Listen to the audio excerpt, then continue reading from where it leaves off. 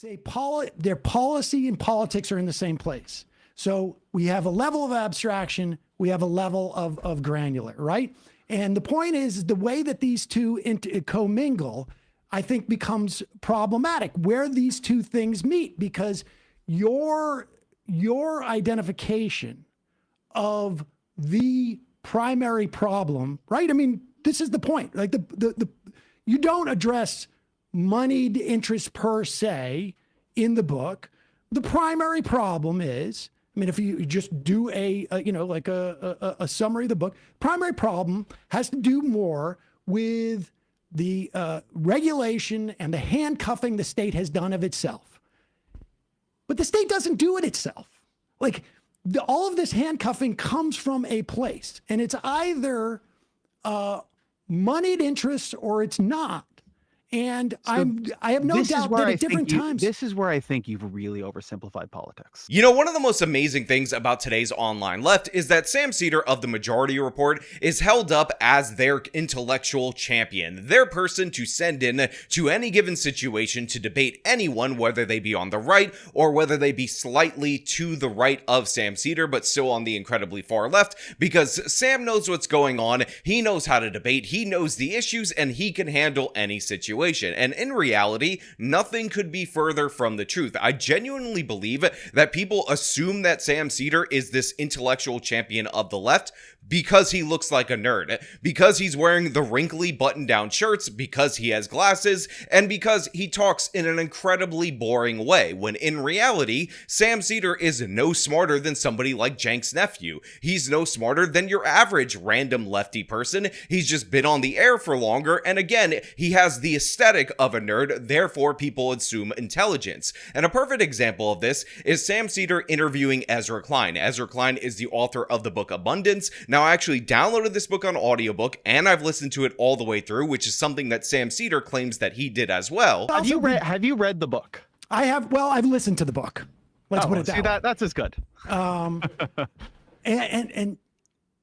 to me, I like your read better than Derek's. Okay, but I've listened to both. Exactly, I listened to. All right, if you that just gives you a sense of at what level we're talking. That's a different critique, but yes, I have read the book, and I've also read there's a tremendous amount of reviews about the book. However, it is painfully obvious that Sam Seder may have listened to a chapter or two and then started reading critiques of the book because he's completely unaware of the subject matter that he's talking about, and he inadvertently and repeatedly throughout the course of this interview ends up proving the truth of Ezra Klein's premise, which is these progressive policies end up stopping any kind of development, and of course, he provides no alternative solutions. Now, we're going to break this down in great detail, but before we do, I want to thank everybody who supports this channel via actualjusticewarrior.com/join. Give me the money. Give me the money, okay? Thematically, what is the book about? The book is about a very simple question, which is, what do we need more of and how do we get it? And then the parts of the book that I think have aroused more controversy, critique, energy, conversation, is that much of the book is exploring the question of why in the places Democrats govern, or in the times when Democrats govern, are liberals, are Democrats, are in some cases people on the left, unable to produce more of the things we need. Why is there so little housing in California and New York? Sam, where are you? Just so I have you in New York. You're in New York. So why in places like New York and California and Illinois, where you have a lot of Democratic control, have they become very unaffordable? Why is it very hard to cite enough clean energy, even though that's become a major project for the Democratic Party? Why is so much that we do so goddamn slow? Medicare released its Medicare cards a year after it was passed into law. Getting prescription drug prices negotiated on 10 drugs took 3 years and will only go into effect this year, just in time for Donald Trump to take advantage of it and brag that it was him who did it. So this question of the sclerosis of liberal government, how do we actually make it deliver the things it is promising to deliver, is the core inquiry of the book. So it needs to be said for everybody out there in the audience that both of these people are on the left. In fact, Ezra Klein actually opens this book by harking back to some kind of commie philosopher who talks about the utopia, and he states quite clearly that that is in fact his goal. However, what he ultimately ended up realizing is that a lot of institutional barriers put up by the left in order to stop things like oil companies, in order to stop excessive building, what they describe as excessive building, have essentially permeated and mutated to such a degree where we see in all these different various blue cities, it becomes impossible to build anything, and that includes the priorities of the progressive left. Now, he cites things like high-speed rail in California, total disaster, total debacle. Somehow it's costing over $100 billion, and it's not even going to connect San Francisco to Los Angeles, which was the primary intent and goal of the project.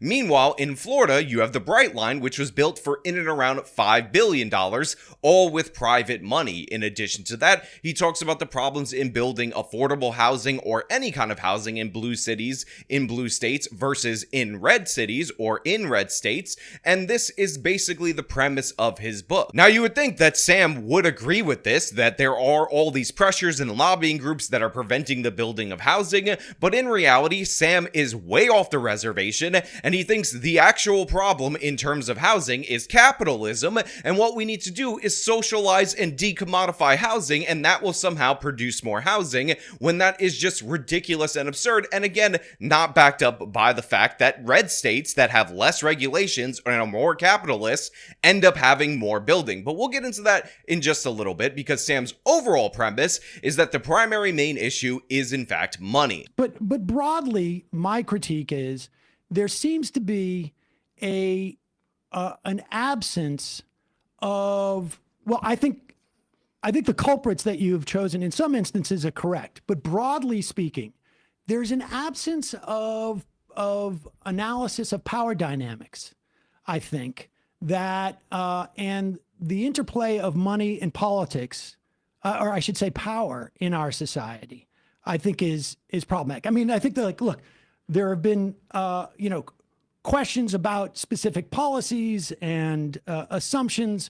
I've read critiques about your assessment of why China is able to do certain things and whatnot. But and I also think the power questions really filter through a lot of what you perceive to be problematic. Now, the money in politics theory of everything is essentially your basic bitch alternative mindset to why things go down in American politics. And by the way, this is a narrative that's often put forward by Cenk Uygur of the Young Turks, and I've criticized it vociferously. And one of the reasons why I criticized it is because many a times in the real world, in the complicated world, what we actually see time and time again is that there are moneyed interests on both sides of virtually every single issue, and in reality, the money actually follows the politicians rather than paying them to change their mind, which ultimately just makes more sense. Would you give money to somebody, which would have to be more money to get them to change their mind on an issue,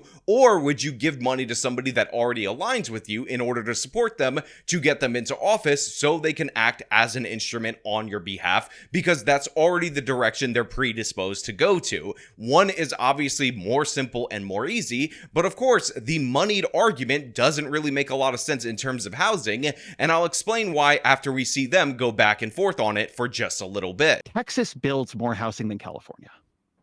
It builds more housing than New York.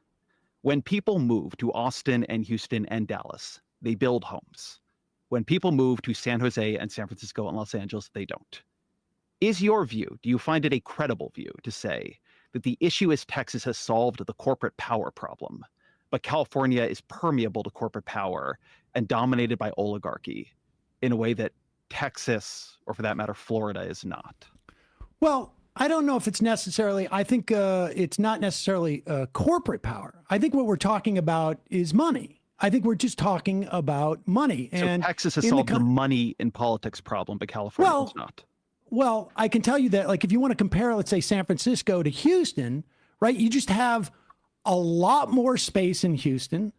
You have a lot more money in San Francisco.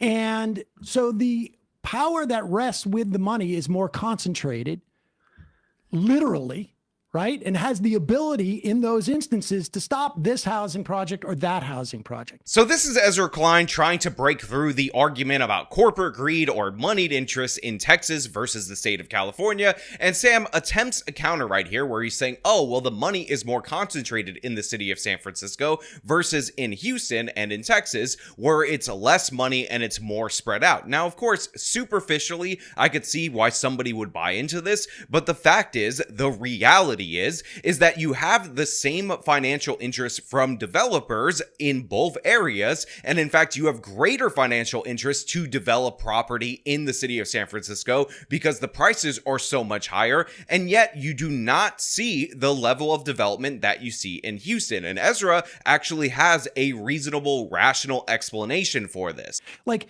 look at Austin, for instance. You bring up Austin. Mm-hmm. In the course of Austin, and this was, I read this in the review, because obviously I'm not studying Austin or San Francisco for that matter. But Joe Wiesenthal wrote, that his observation about Austin was that it was cheap, and then it got very expensive. Then there was, and it was a function of costs went up, rents went up.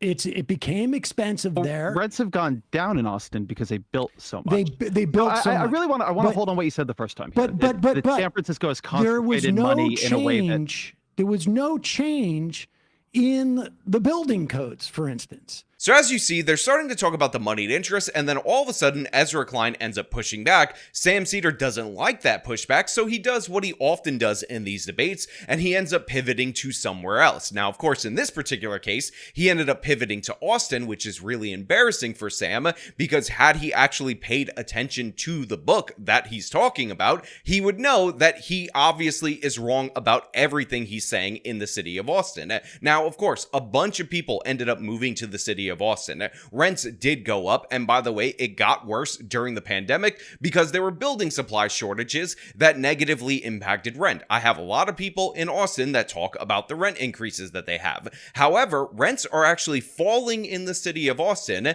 which by the way, Sam Seder completely was unaware of, due to the fact that they actually revised their building code, allowed a bunch of upzoning, and by the way, this was the Democratic Party in Austin, so the average rent is dropping. Now, of course, some people are going to leave me comments saying, oh, rent up in Austin, my personal rent is up, but according to the data, rent is actually going down from its peak. So it went up due to population increase, it went up due to the building material shortage, building materials started to come down in price, they ended up doing upzoning, they ended up building a whole bunch more, and guess what? Supply and demand does work when it comes to housing, and rents have fallen in Austin. And for Sam Seder to say that they didn't do anything with the building code, but San Francisco has concentrated money in a way that there was no change in the building codes, for instance.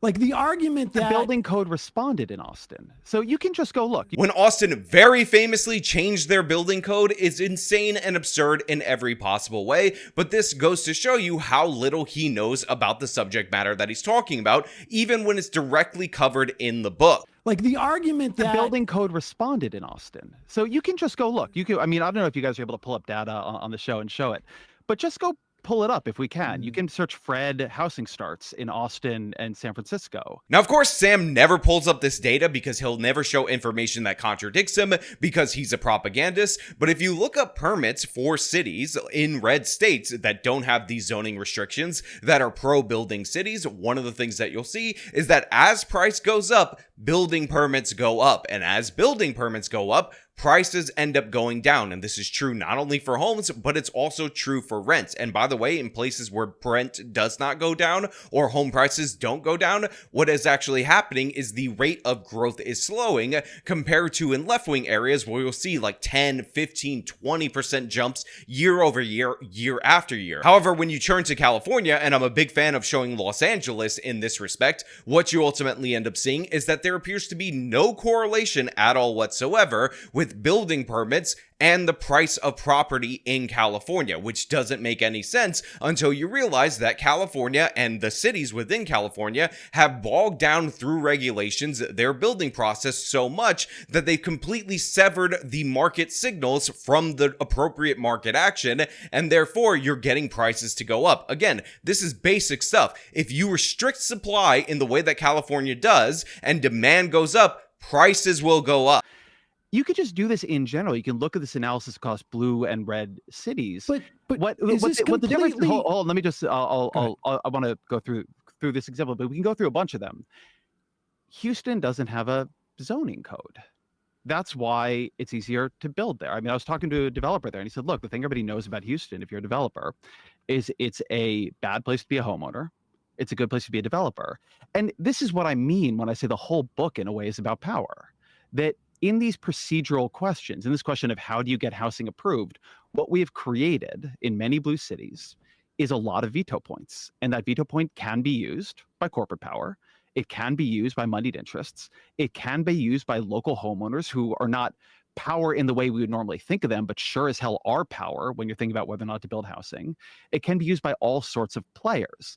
And so I think that one of the places where I quite diverge from some of my other friends on this is that I think when you create this level of proceduralism, this level of veto points, they get captured by interests over time.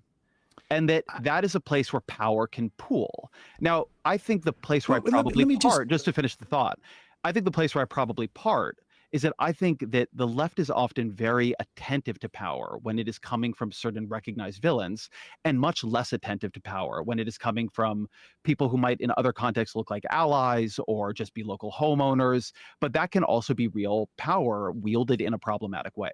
Look, I don't agree with Ezra Klein on many things, but he is 100% correct right here. Houston is the largest city in this country with no zoning laws. The state of Texas overall actually caps upwardly how much zoning regulations you could put on in any city, so they can only go down versus the state law because they put a maximum cap on it. And that's why cities in Texas overall, and Houston specifically, consistently rate among the most affordable big cities. Even when prices go up, they don't go up to the extent that you see in a New York or San Francisco or Los Angeles, because again, the building is allowed to respond. It is builder friendly. The reason why homeowners can't get together and block all these different projects is because there aren't mechanisms for that in the law. Unlike California, which allows any group of a-holes to sue any developer for basically any reason, citing these environmental protection acts in order to stall every project. And by the way, as Ezra Klein points out, when it's government money involved, even if it's a small percentage,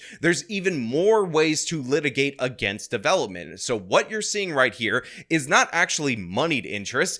In reality, it is the interests of the homeowners who definitely have money on the line. And by the way, people who are already residents that are renting, that are in rent stabilized or rent controlled apartments, because they already got theirs. They're voting to constrict the market because they're okay. And the people who want to move into these cities, the people who want to be residents in the future, have no vote at all whatsoever. The real dirty little secret about these policies is that they actually don't really have to do with money lobbying against money. In reality, you have people that are currently living there voting to make themselves more comfortable.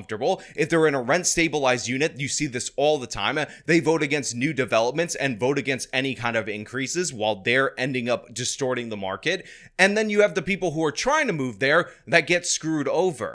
Well, but you listed off three entities that have power: corporate power, moneyed interests, and homeowners. And I would suggest to you that in all three of those that you just listed, that money is ultimately the controlling factor. So for instance, I can tell you, like, I don't know San Francisco, I don't know Austin, I know Worcester, Mass. And I can tell you that during urban renewal, we had, there was an entire neighborhood that was completely, I don't know if you've ever been to Worcester, had gone through 290.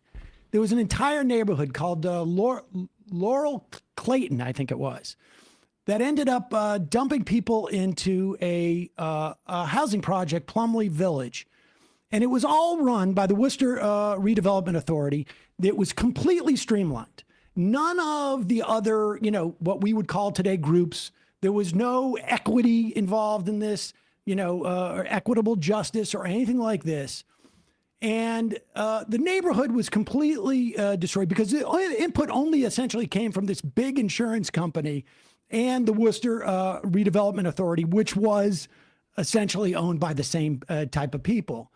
And I only know about this because a buddy of mine was homeless in high school because of how much destruction generationally it had created as a result of that.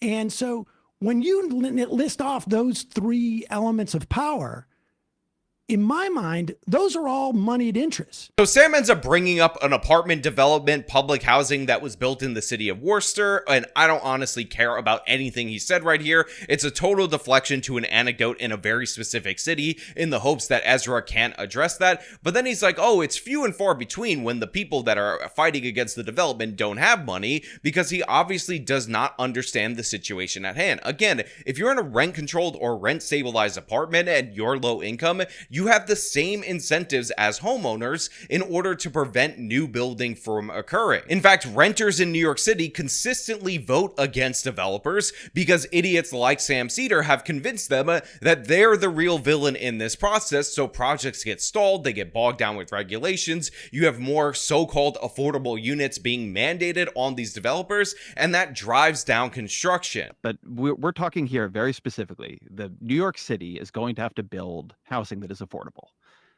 We know, like, there are studies on this. You can read them. You can go talk to developers. Like, the reporting on this is like very straightforward. We know that when you trigger the public rules, it ends up being extremely, extremely expensive. We know that, like in San Francisco, where they would try to build a public toilet for almost $2 million, they do that here too. Why does it cost so much, and why does it so often fail when government tries to achieve the things we both want it to do?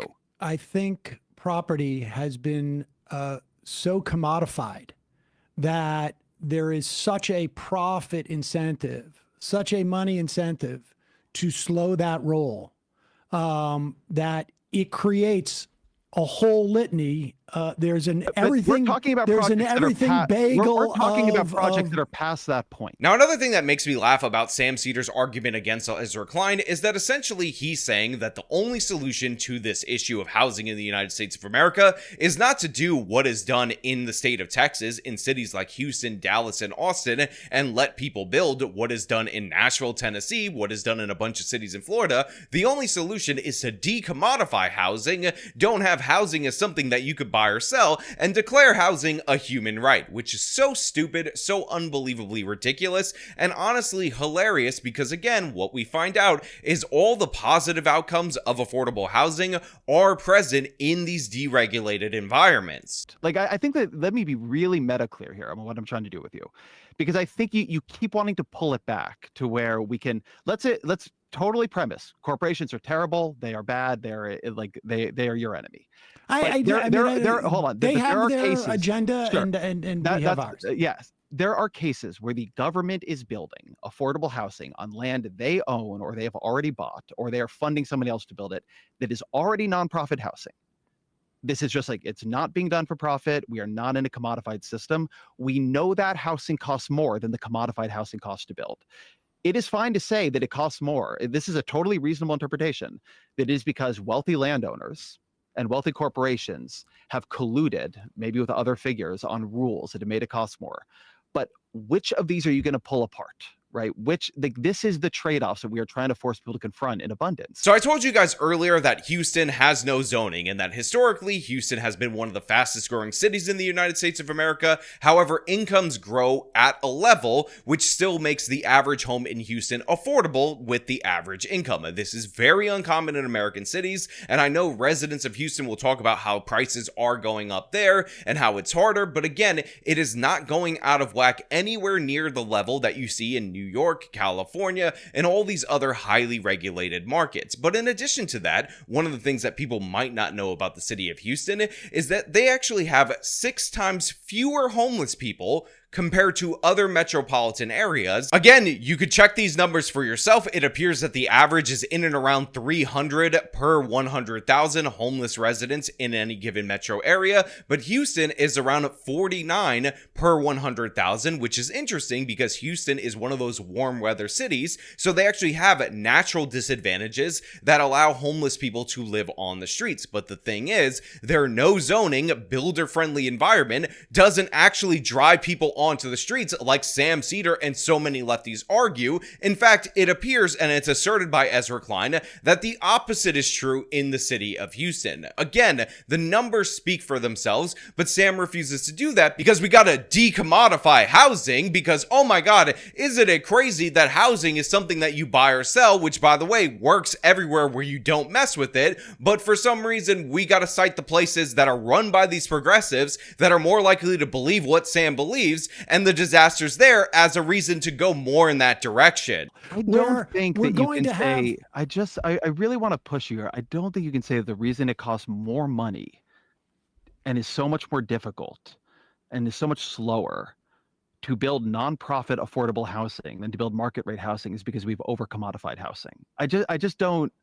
or that Texas is better at building housing because they have somehow decommodified housing compared to Well, California. they have more space.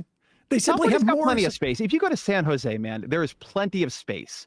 It's strip malls and single family homes. Now, this is probably one of my favorite parts of this entire segment, where Ezra ends up suggesting that they have room to build in the Bay Area in places like San Jose. And by the way, this is 100% true. People often cite the square mileage of the city of San Francisco, but in reality, something like 2/3 of the land in the San Francisco area is not developed. And one of the reasons why it's not developed is not just regular ordinary zoning, which by the way, limits most of San Francisco to 3 stories maximum, and again, causes prices to go up dramatically, but it's also due to something called open space laws, which essentially, again, gives you the right as a random resident or special interest group or environmentalist group to sue developers because they're blocking your view of open space. Now, in Texas, they have an open space policy too. This might shock you, but the way that theirs works is completely different. You see, in Texas, if you want some open space, some property that is not developed, so you have a nice view of it, it's incumbent on you to buy the damn property yourself and keep it undeveloped. It's not incumbent on you to go to the city or go to the state, sue them, and have the government enforce against a property owner who just wants to develop. But again, Sam doesn't know anything about that. He doesn't understand this topic even 1%.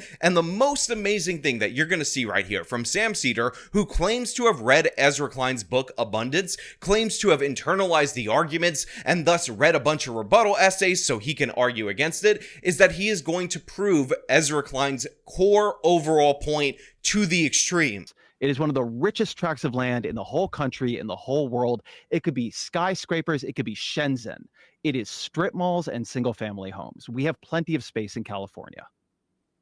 I mean, I can't speak to San Jose. Like Silicon Valley is what I'm talking about. Like you go ride around where the venture capital firms, man, I promise you will not leave that drive saying there is nowhere to build a 6-story apartment building. And do we have public transport there? Like how are these we homeless would people- if we could build it. That was part of what high-speed rail is supposed to be doing, which is why I'm so rip And shit that it whose didn't tax happen. base is going to pay for that public transport and those buildings there? I mean, It that's was the our point. tax base. I is was that, one like, of the taxpayers. I mean, I am saying that I don't think it is plausible to say that the reason you can't build in like San Jose and you can in Texas is that we've decommodified in Texas. We just haven't. If you want to know why you can't afford a home or can't afford to rent a place in your city that's run by Democrats, aka people that Sam Seder would vote for if he was a resident in your city, it's exactly that logic right there. It's exactly that premise right there. And by the way, this is the primary argument from Ezra Klein's book Abundance, which is there's also an issue of mission creep with each and every one of these projects. So Sam Seder just asserted that if you have the open space to build property, to build housing for people, to increase supply, then you'll ultimately end up getting in a situation where that's too big of a problem for him because you don't have the tax money to build public transportation in order to get to and from that area. So you can't have housing because Sam Seder thinks that there should be public transit attached to that project. And again, if you want to do public transit, you can do public transit. That's on you. But the idea that we have to stall housing, stall increasing supply so people can actually afford to live because we don't have a subway system to this progressive idiot standards is exactly the problem. This is exactly how mission creep ends up overwhelming any kind of project, whether you support it or you don't. And again, this isn't the first time that Sam Seder ended up interjecting with one of these stupid ass points. He ended up criticizing Ezra Klein for supposedly being against air filtration systems for poor people in apartments. And again, let me play the clip for you right here. There was one point in the book where you talked about we have a choice whether we're going to put filters into apartments that are built, public housing built near highways, or the people are going to live under the highway. And it seems to me that there's got to be a third choice, as opposed to we're going to poison people slowly or we're going to keep them unhoused. Now, this is an example from the book Abundance, and it's actually an example from a program that was passed into law via ballot initiative called HHH, which is Housing, Housing, Housing, which essentially appropriates some percentage of the money, along with money raised through investors and nonprofits, to build affordable housing for homeless people. Californians voted for this, I believe, back in 2016 or something of the sort, and they built very little housing as a result of these programs. And one of the reasons why is, again, we have the issue of mission creep, because somewhere along the line, the state of California or the city of Los Angeles, I can't remember which, passed regulations that increased air filtration requirements for buildings that are close to highways in California, public housing buildings or buildings that receive government money. Now, it's very important for you guys out there in the audience to understand two very crucial facts about this regulation. Fact number one, there are already federal standards in terms of air filtration units that are required to be installed in public housing projects in areas that are close to a highway. In addition to that, California and Los Angeles already had additional higher standards on air filtration, again, for stuff that is built near a highway. This is another layer requiring an even more expensive, even more new air filtration system. And in the specific project that Ezra Klein was actually referencing, the delay caused investors to drop out, which again delayed the project by years, if not postponed it forever, and ended up killing the project. And Ezra Klein points out that this is completely ridiculous because a lot of these people would be perfectly fine with the standard normal air filtration system or the other increased air filtration system, just not to the level that this one had. And it is a better alternative than these people living under the highway underpass, which is where many homeless Californians live. And by the way, the air pollution from the highway worse under the underpass. I think we all understand that. Sam Seder is arguing against this. Sam Seder is saying, no, it's good that they stopped this project, which was public housing for the homeless, in order to get the super top of the line air filtration system, because the minimal damage that will be done from not having this exclusive 10 out of 10 top tier air filter that killed the whole project, by the way, is worse than these people living under the highway. So I want to say specifically what you're talking about, that section. So I'm talking to Jasmine Tong, who's an affordable housing developer, does nonprofit affordable housing. And what she is saying is that compared to market rate housing, when she is building housing for homeless people, she is subject to environmental, green building standards, etc., that are so far beyond what market rate housing has to do that it often makes it impossible to finance the thing entirely. And a lot of these projects, as you both know, fall apart. And I am saying there that it makes a lot of sense. You understand how people get into a conversation that we should have better than average air filtration systems in, affordable housing built near a freeway, but in a city where you are not building enough affordable housing at all, because again, you have layered not just that, but a million of these onto every individual project. So again, it's costing much more per square foot than market rate housing. At some point, you have public to begin to choose. housing is built near the highway. Why is that? Say again?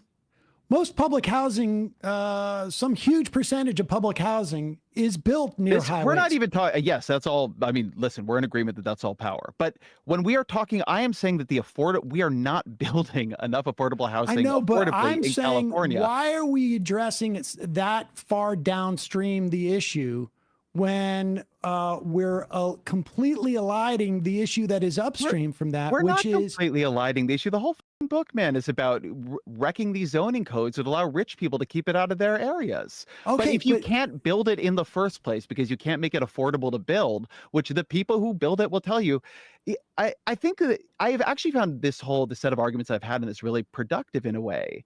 I don't disagree with you about power, but every time we talk about it specifically, you're like, yeah, that's a problem. But no, we actually have to solve the problem. That is the practical reality of the stance that Sam Seder had, and that is exactly how it played out in terms of this project in California. But the difference is that Ezra Klein acknowledges that trade-off exists, but Sam Seder, like many progressives, doesn't believe in trade-offs. So even though he's like, oh, well, yeah, sure, that happened, and that's an example of that shutting down the project in your book, and all those homeless people that are under the underpass, they're actually much worse off. But in reality, we shouldn't have to consider that trade-off because that's not how the world should be. But Sam, that's how the world is, and your ideas, your attitude just killed the housing for those homeless people. Now, if you can believe this, Sam Seder repeatedly walking into trap after trap after trap, repeatedly proving the premise of Ezra Klein's book as he's trying to argue against it, isn't the dumbest thing that happened throughout the course of this interview.